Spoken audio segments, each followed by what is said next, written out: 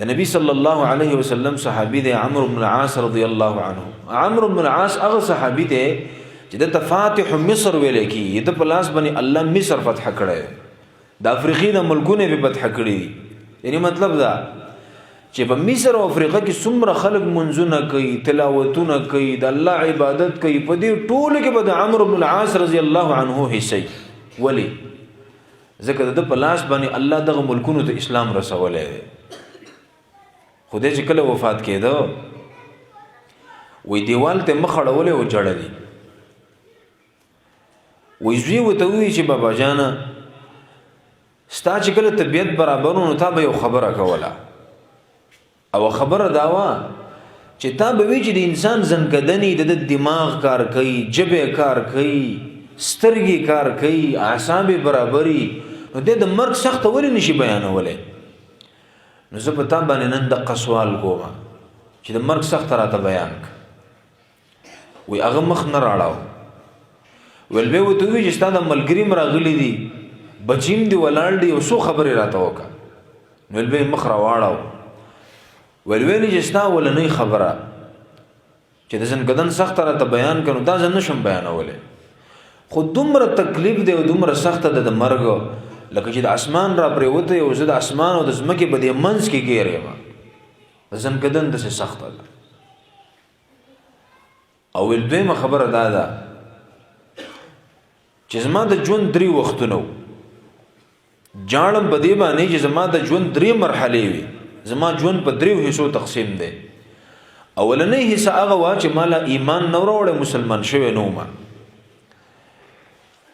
نو ویل په دغه وخت کې د نبی صلی الله علیه وسلم چهره مبارکه د ځمکې په سر مبغوض ترینه چهره و زما په نظر کې، او زما به د ارمانو چې کاش کې دا پیغمبر زما په لاس باندې ووجلی شي. ویل چې شکر دی چې په دغه وخت کې نیم مړ، که په دغه وخت کې مړ وي نو ډایرکټ به جهنم ته تللی وي ستا.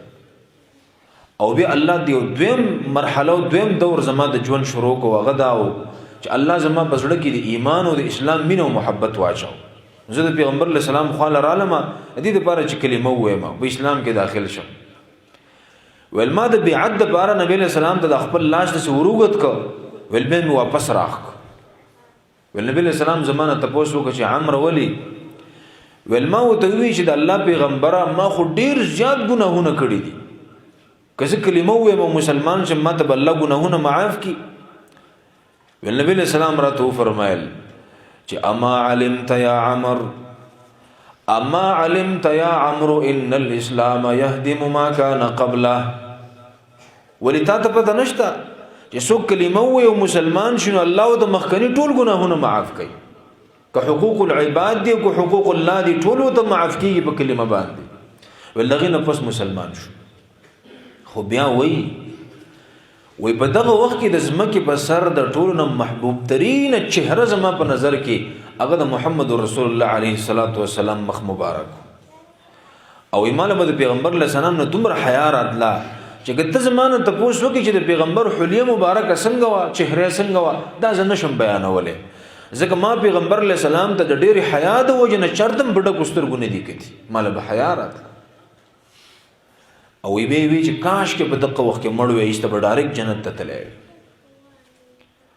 او بیا وی زما د ژوند 3مه حصه شروع شو. 3مه دا وه چې کله نبی صلی الله علیه وسلم د دنیا نه لاړی نو موږ باندې دنیا فراخه شوه، دنیا را باندې راډیره شوه، حکومتونه لاس لرال، عهدې لاس لرالې، منصبونه لاس لرال، د مسلمانانو پیسې په لاسو کې واوړې دي را واوړې دي. اوس یېرېږم هسې نه چې زما نه چېرته خیانت شي، په دې جاړم. د دنیا نه روان یم خو په زړه کې مې خفګان دی او غم دی چې څه به کي. داسې عجیب خلک او داسې خلک وګوره عمرو بن العاص رضی الله عنه چې دومره غټې کارنامې کړي دي که نه، او څومره یېرېږي د مرګ په وخت کې. او موږ څه کوو؟ موږ خدای پاکه ما مشر کنو ته به د قوم د خزانې حال ویني چې زه څنګه لوټم. یو سړی چې MNA شي او MPA شي زموږ په ملک کې که نه، نو هغه په میاشتو کې ایسته کروڑپتی وي رپتی شي. که د خپل علاقې چیرمین او ناظم شه که نه، او د قوم د مالونه داسې په بې رحمۍ سره لوټ کړي که نه چې ایسته په کال کې کروڑپتی شي.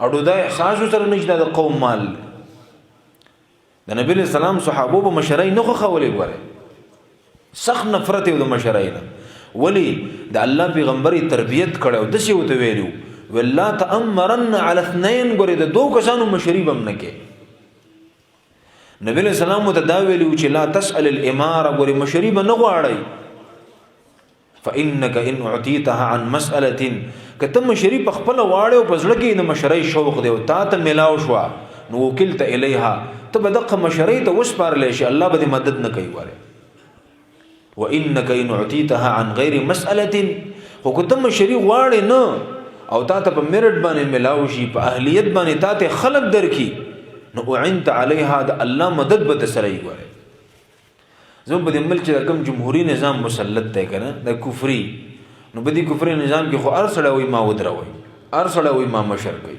بنیادی دا ټکه غلط دی د شریعت خلاف چې سړی د خپل باندې مشري غواړي